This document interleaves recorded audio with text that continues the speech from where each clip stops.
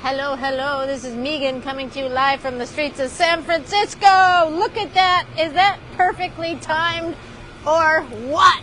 I am up here. I'm on Hyde Street. I'm up on Nob Hill. And it's the little trolley goes right by there. See, there it is. Can you see it there? In the beautiful vertical streets of San Francisco. I love it. That was so well timed. Thank you, everyone. I'm going to have to tip them handsomely. So I'm here in a little cafe. I did my research to find places where I can be out on the street and not be with a million people, because anything down the hill is like lots of tourists and stuff like that. So anyways, or just lots of people, right? So here I am in Nob Hill on the trolley line. That's coming up from Fisherman's Wharf. I just got my beautiful latte delivered to me.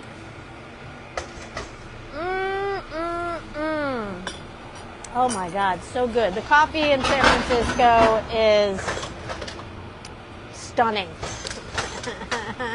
Stunning, yes, it is.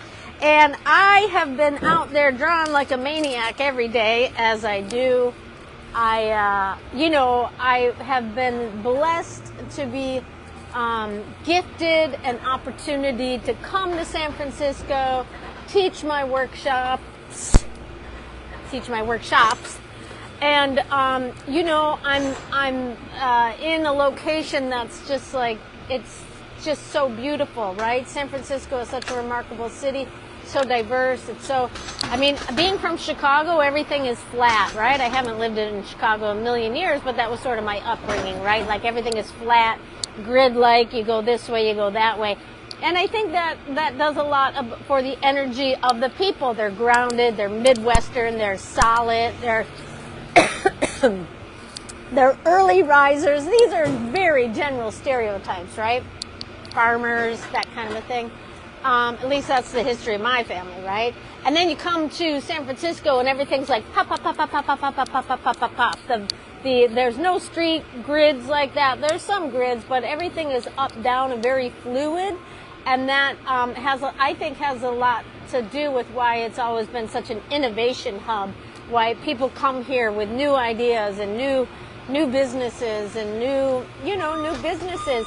In this city, just like so many others, have been put through the ringer in the past few years. I mean, who hasn't been put through the ringer in these COVID years, right? Like, we're all still like trying to find our way through the grief and the change, the huge change, right? So same with San Francisco, right? Like, if you listen to the media, it's like just a horrendous war zone. But you come here and you see the people, you feel the energy. You see, there's lots of young kids who are just graduating.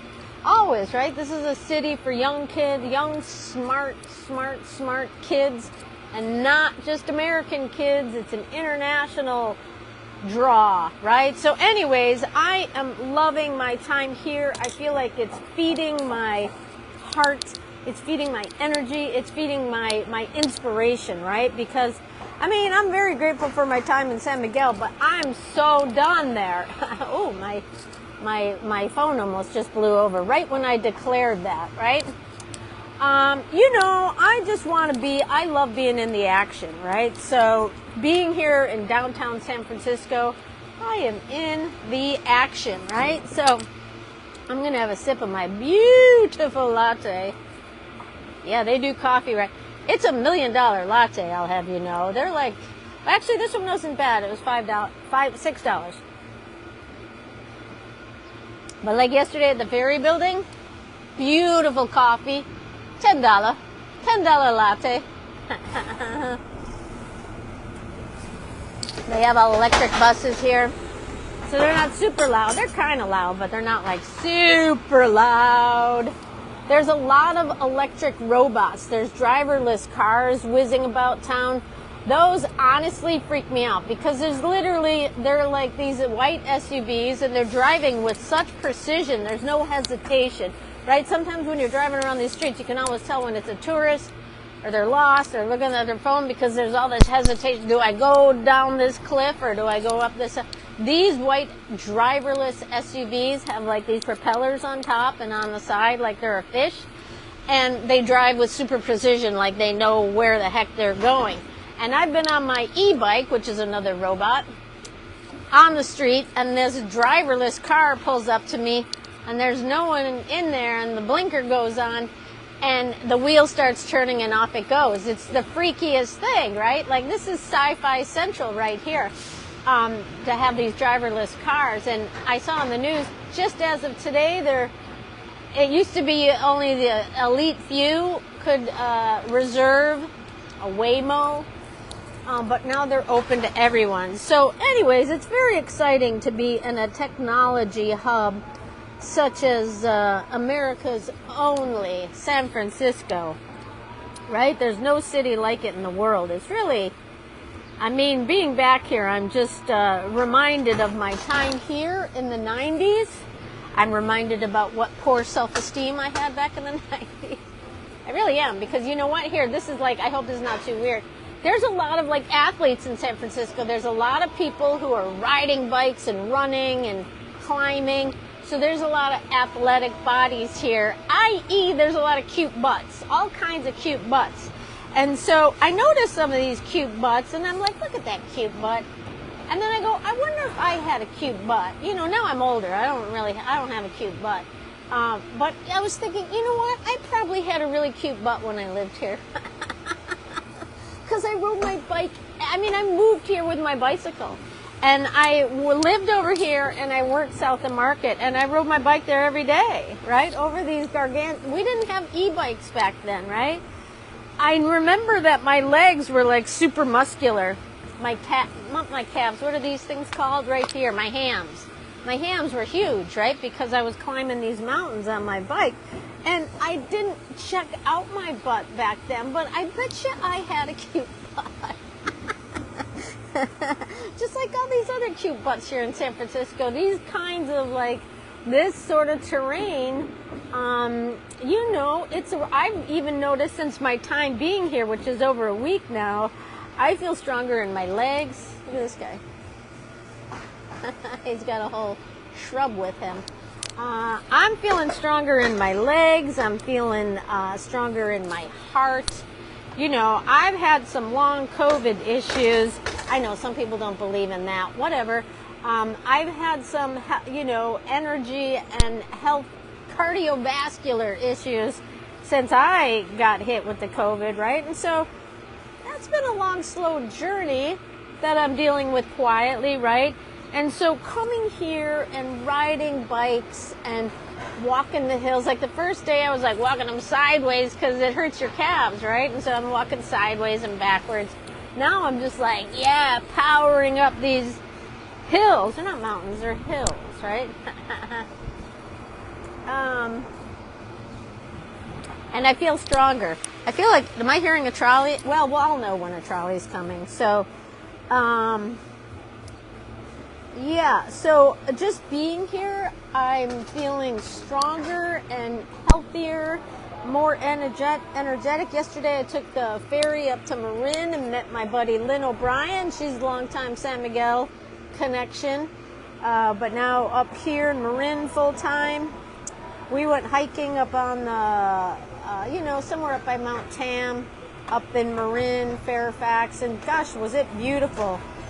Just to climb a mountain, right? And we had to run from some mountain lions too. It was kind of dangerous. All these mountain lions showed up, and we had to run for our lives.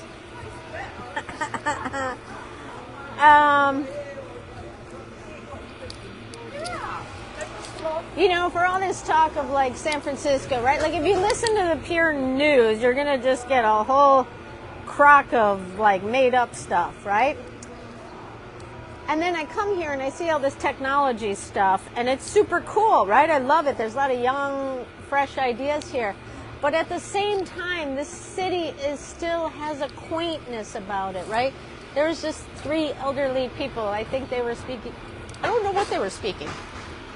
But they looked like they're Italian or something, right? And they just shuffled in here, this cafe. There's, you know, you go over to North Beach and you hear Italian, and, you know, not that that's perfect or means wholesomeness, but there's still a quaintness about the city, even though it's like an innovation epicenter, right?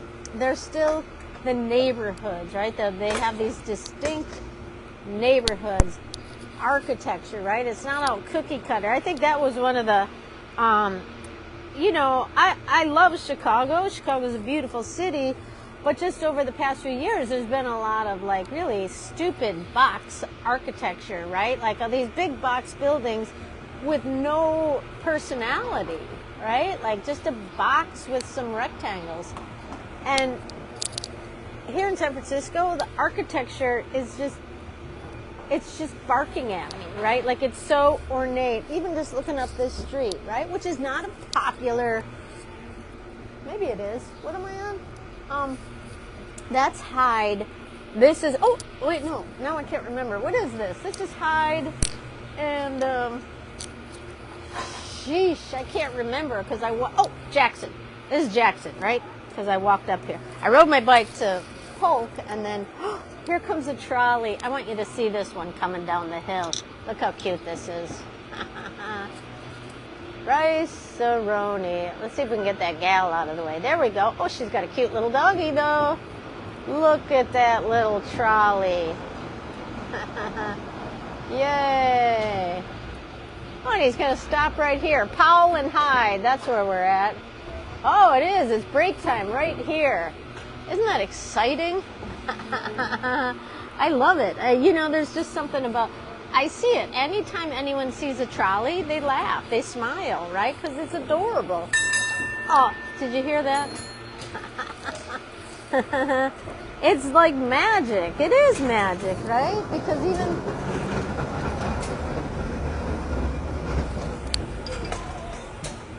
the whole train thing, right? Like everything's high speed. This is like old world charm right here. And they're keeping it going. Look, they even have to push it down the hill. They have to push it down the hill. What's that all about, that they have to push it down the hill? I don't know. But it just adds to the charm of it all, doesn't it? I love it, right? So with the help of e-bikes and bikes and my strong legs, I have been literally running around the whole city, enjoying. I'm drawing everywhere, and I'm recording it too, right? So I'm not only drawing, but I'm also making reels of it, right? So I'm really just enjoying. Here comes one of these driverless cars. There's no one in there. See that right there? There's no one in that car, and that driverless car will take you home. It won't help you with your groceries, but it will get you home if you've been drinking. And they're weird little cars. I wish the light would turn, so here, it is about to turn, and you'll see when it takes off, it's like, oh wow, it says it's a Jaguar. No wonder it scares me. It's a Jaguar. Okay, he's about to take off. Let's see with what see how precise he goes. He just goes. There's no hesitation. There he goes. There goes the white Jaguar of San Francisco. I hope I had that camera set up so you could see the white Jaguar. Wow. Everywhere I go, there's Jaguars. It's so weird. I didn't even realize until this very moment that car, that taxi, that driverless car is a Jaguar. Now it's all coming clear to me. It makes perfect sense. The white Jaguar is a driverless car that has ultimate command of itself and its power as it crawls around the hilltops of San Francisco. Oh my God, now I'm going to have to draw it. I was going to say come back here, but you know what? In 2 minutes there will be another Jaguar coming down the hill. OMG, that has just given me a whole new deal now. They're white Jaguars. Oh my God, that is not an Elon Musk thing. That is a Google thing. Those cars are Google cars. So, yeah, really enjoying my time here in San Francisco, drawing. Each time I travel, each time I go somewhere, and I'm basically testing myself, like how am I drawing out on the streets? How am I progressing, right? How is the evolution coming along? Because it's not about like getting to a finish line. It's literally like someone asked me about that. Like, where do you see yourself going with your drawing skills? And it's not like I ever see myself getting to like a certain place and like, yes, I've arrived, right? I think there are people who do that, who develop a style, who develop like they brand themselves with a style and are able to draw like that in everything they do.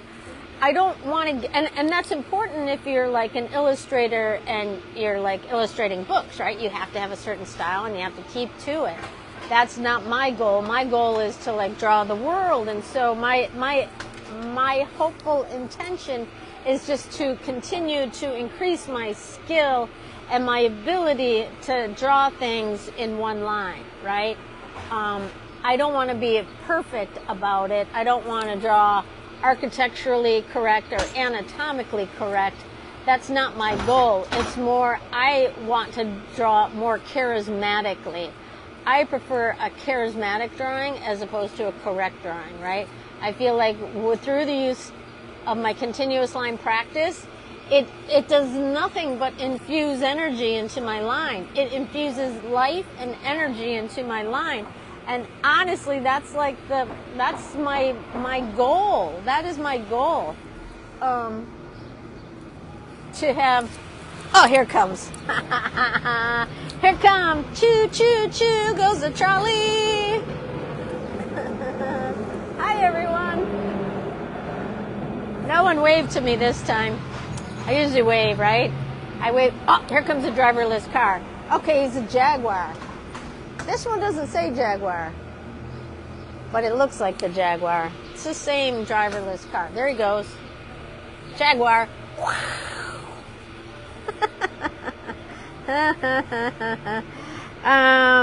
Yeah, so my goal is not to be like anatomically, architecturally correct, but it is to capture things charismatically in my energetically infused lines. That there, ladies and gents, is my goal as an artist, right? So like skill-wise, to have a very energetic line, but and then as far as beyond that, just to like, I've been living in Mexico for years, and I've been drawing in Mexico, and to be here in San Francisco, I'm like, I can't wait to draw the world. Give me the world. I'm going to draw the world in one continuous line. Oh, and those of you who are fans of the continuous line, I had my conversation with Dom Gackstatter, who is the one-line guy. Now he does, we were talking about, he does top-tier one-line, top-tier continuous line. Like he's like, it's precise, but it's fresh and energetic, right? I love his style. It's beautiful. I look at his work and I follow the lines like a roller coaster, and I couldn't be more delighted looking at his artwork. But that isn't my goal to do, like he would, like for example, do this whole thing and it would look kind of precise. No, it would be precise because he's very linear that way. He's analytical that way, and he even admitted it, right? I don't want to draw correctly, but I'm not even going to say I don't want to draw I want to draw incorrectly. I want to draw charismatically infused with life, energy, and color.